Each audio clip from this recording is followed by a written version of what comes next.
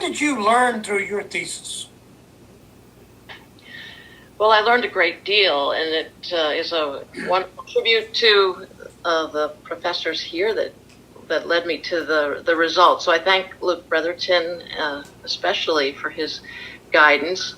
And what I was working on came up through my work with my congregation when we had a congregant be arrested, someone who lived in the community for 20 years, and no one knew that he was an undocumented refugee, but he had integrated so well into the community, and it was shocking to the community and the congregation in particular, and people rallied around him.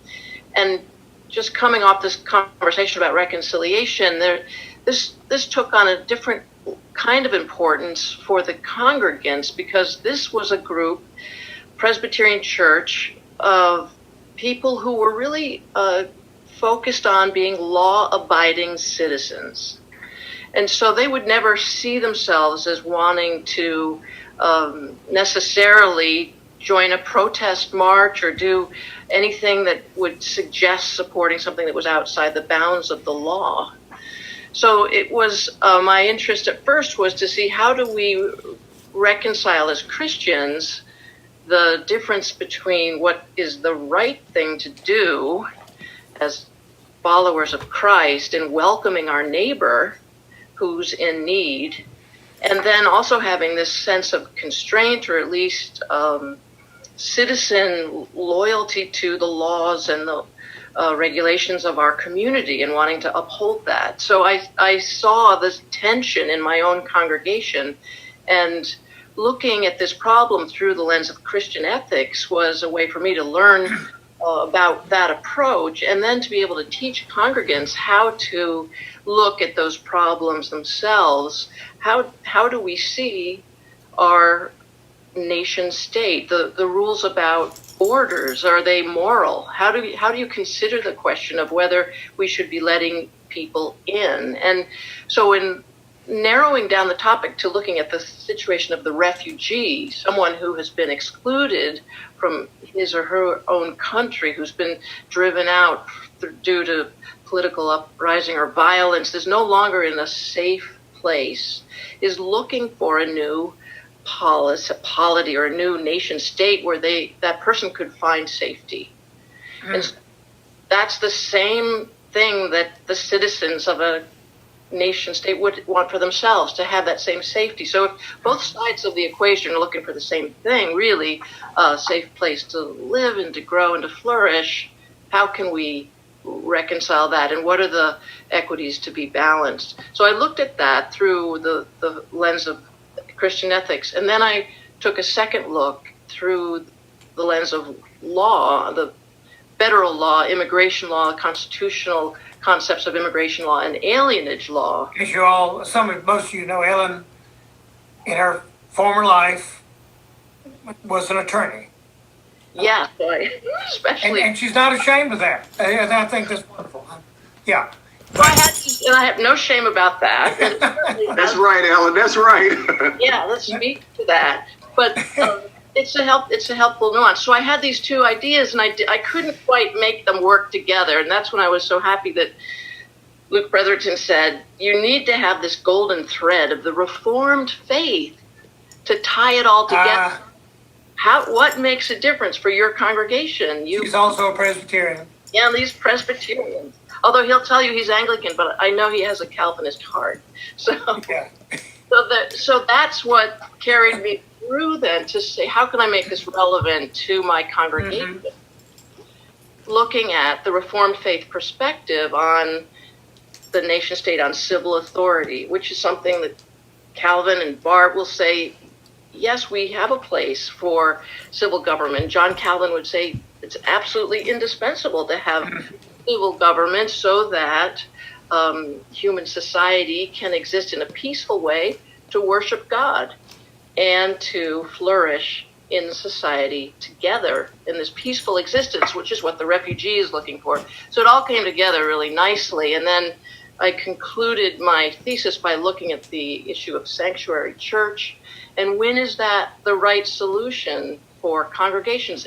or even for the refugee. And I argue that it's not always the best and final solution in all situations, but it certainly is a powerful act of witness and is appropriate in some time, some spaces. So it really has been a wonderful experience. And I want to especially thank my daughter, Clark Clemot, who's watching tonight. She helped me with my proofreading and footnotes and gave wonderful comments. And I'm grateful to see my sister Libby is here with her husband, Rob. Oh, good. I saw And those my friend two. Cindy here from Connecticut is a congregant who has experienced these tensions of wanting to do the right thing. Thank you, Ellen. So, and certainly Luke and Stanley. So it was a wonderful Oh, experience. I'm glad y'all are joining us. We have found Ellen to be very special. All four of these theses, in my mind, show the very best of what one might hope in this project. And that is that, as Ellen has described her work, it's done in the tug and pull of a leadership situation. You're busy in the middle of a community, in the middle of a church. And so these are not sort of theoretical matters for you, but how do you lead people? Dr. Bretherton.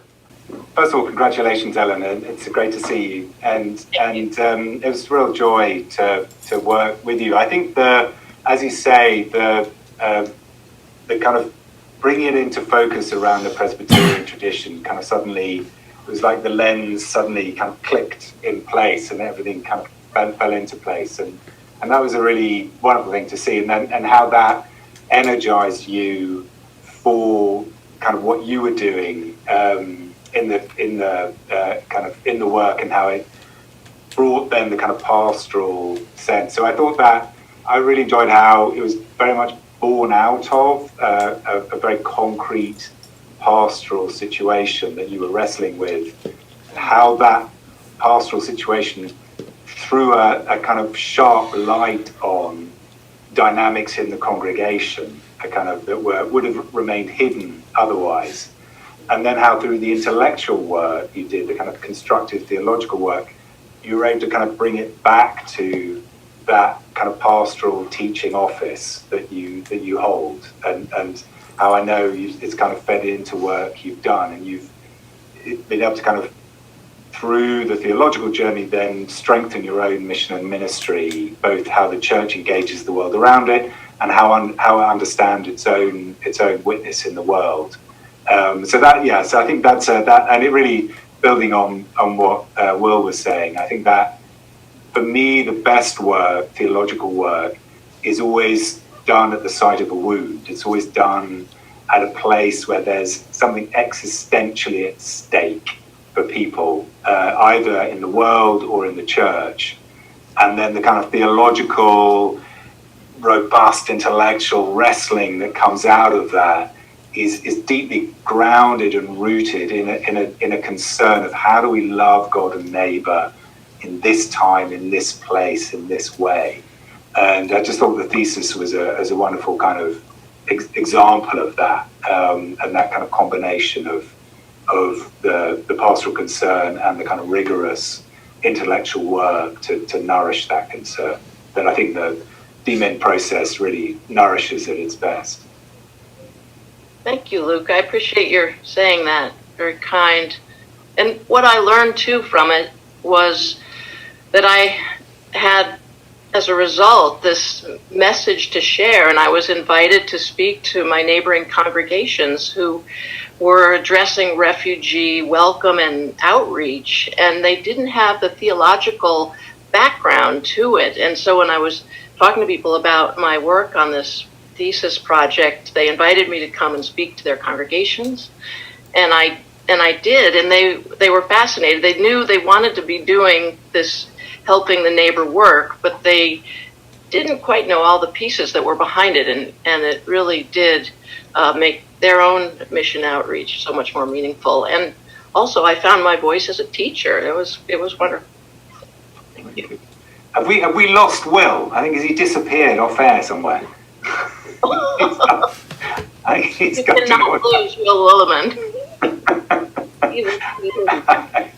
Ellen, can I ask you a question? I'm just curious, did the church offer sanctuary to this person or consider it, or was it not on the table as something? Well, it initially was not on the table. This was a congregation that would never have a sanctuary because it was against the law to do that. So as a result of this person's arrest, the congregation rallied, and they did create a prayer vigil march to town hall, and the community was with them, and the mayor was supportive, and so the whole town rallied around this person everyone knew, and he was arrested at dropping off his daughter at high school. I mean, it was really a very upsetting experience. So the congregation itself voted to become a sanctuary church on a very limited basis. They agreed to do a 2-week refuge.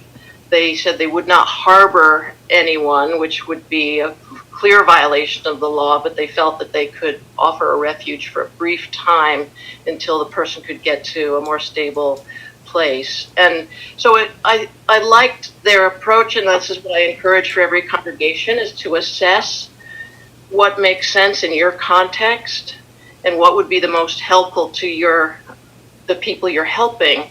So for churches in Arizona, in the burning desert, where there really was life or death, whether you sheltered someone from the elements and provided them food and water, that makes entire sense to have a sanctuary.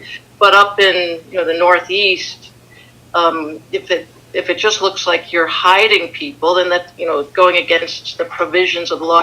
How can we really help that person? Maybe the better solution is to do advocacy work and try to change legislation so that there would be ways for people who are unintentional, undocumented. So this is a man who came to the U.S. with a legitimate tourist visa, but he overstayed it, and then you get to this place where you can't fix that problem. There's no legal means of repairing it without leaving the country for 10 years. And then as a refugee, if you go back to the homeland you fled from, you're back to the problem you originally had. So I talk about other ways of worship, welcome, and witness, other ways of public advocacy, and trying to change society, which is something that Calvin was also doing in trying to make society, the polis, a place that all could live in together and flourish for the greater good and for the better worship of God.